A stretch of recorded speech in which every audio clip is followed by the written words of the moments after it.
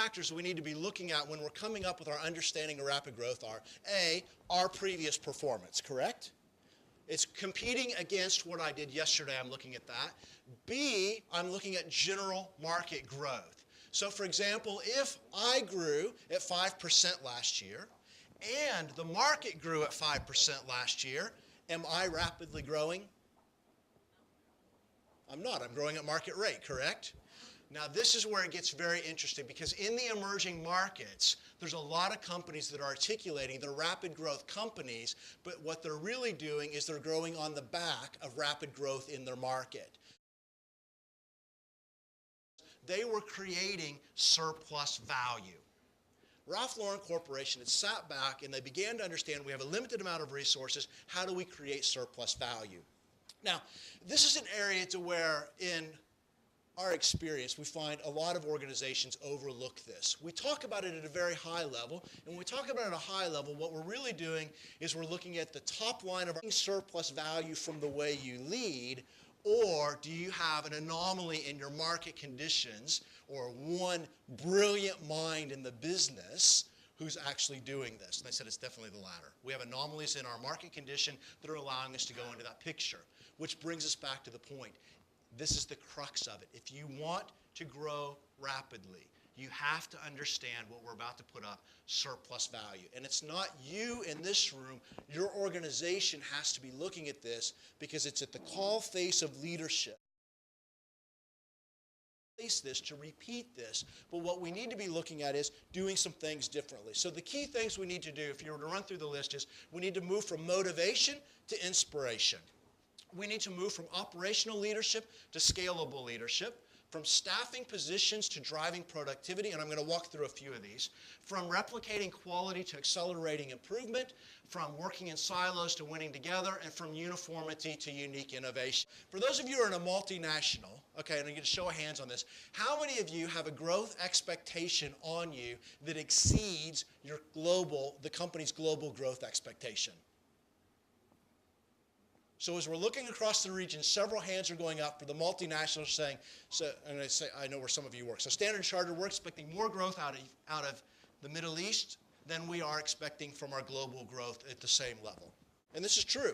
Operational management strips out the proximity with the people, but the proximity with the people is where the difference actually comes in regards to the impact on performance. When you manage through a process, a performance management process, okay, that does not necessarily result in performance improvement. When you manage through email, it does not result in increased productivity.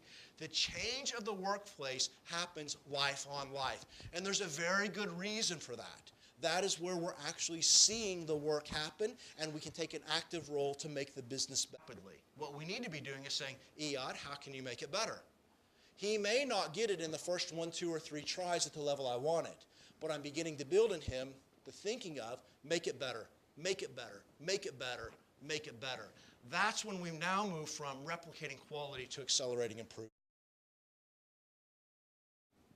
Interesting enough, he takes it from being the dog of the balance sheet to turns it around to making it the fastest growing business in GE. How? He puts these actions into place. These are not the set of actions that he articulates. These are actions that we know, but when we look back at the case study, we can actually see there. He comes in and he demonstrates breakthrough thinking. He is quick to go in and to properly analyze the problem and get to the core issue. He's not looking at it saying, let's buy more players. He's coming in and saying, let's buy more runs. How do we actually get down to the level of buying the run? He's going in, he's analyzing the real problem, going to the real issue. Influential communication is probably the hardest issue in this room. I'm going to come back to, I have said repeatedly, I've written about this in the articles in the National and other places I write, the GCC has the greatest management challenge of modern day business history. I have absolutely zero hesitation making this phrase. It's the greatest management challenge. And why do I say that?